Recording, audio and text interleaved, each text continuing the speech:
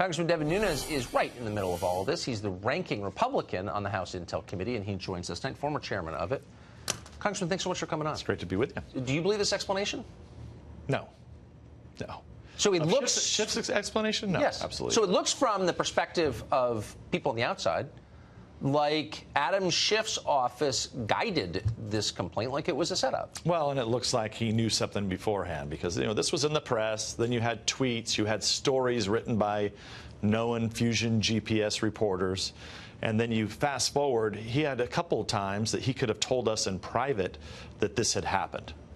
Okay, now nothing by law makes him, he doesn't have to tell us, but he clearly gave no indication that he had ever met with the whistleblower or anybody on his team had ever met with the whistleblower. I mean, that's the real issue here.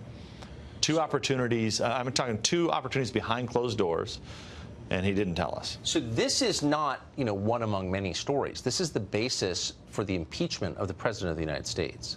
And so it's not a small thing. It's the opposite of that. How can any of us have confidence that this isn't just a pure partisan invention? Yeah, well, it is a partisan adventure, and it's not a real impeachment the way that impeachment process has worked the other times it's been used. Okay, I just came from the Capitol. And we had, 9 hours of Ambassador Volker, which if you listen to the mainstream media and the Democrats, this was going to be the guy that was going to give up all the goods on Rudy Giuliani, and because this was the special envoy to Ukraine on behalf of the Trump administration. Of course, they went on and on and on. Why did they keep going on and on? Because they weren't getting what they wanted. I came in there at the end. I felt horrible for the man. Here he has. He's been a public servant. He's getting married in a few weeks, and he just wants this to be done with. Right. And, of course, you wouldn't know that by, number one, what leaked out before his testimony and what's leaked out ever since then. So I have to ask you about the CIA, since you oversaw it. You were in charge of the oversight of the CIA and the other intel agencies as the chairman of the House Intelligence Committee.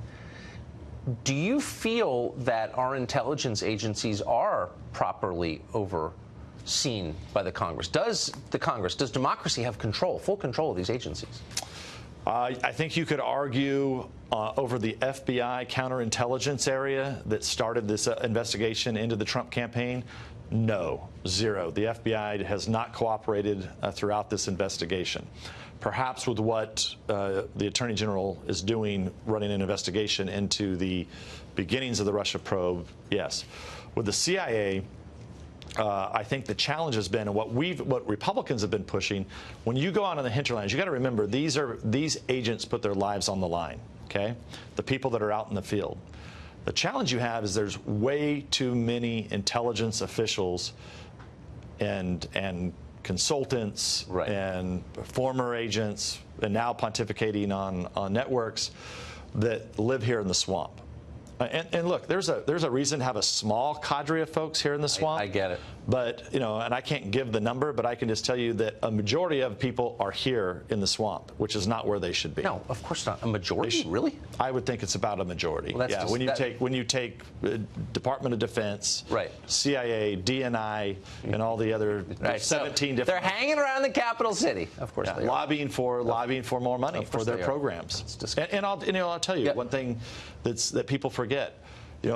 I was the one, ironically, in the spring of 2016, when they're opening an investigation into the Trump campaign for colluding with the Russians, I went out and said the biggest intelligence failure since 9/11 was our inability to understand Vladimir Putin's plans and intentions. In the spring of 2016. And, of course, you know what they did to me, the press corps in this town, and the Democrats. Yeah, you were the Russian agent. I was the secret Russian spy. You were, in fact, you were all along. We were communicating, I think, in Russian when we would meet secretly in the park. Congressman, great to see you. Thank you. Thanks, Tucker.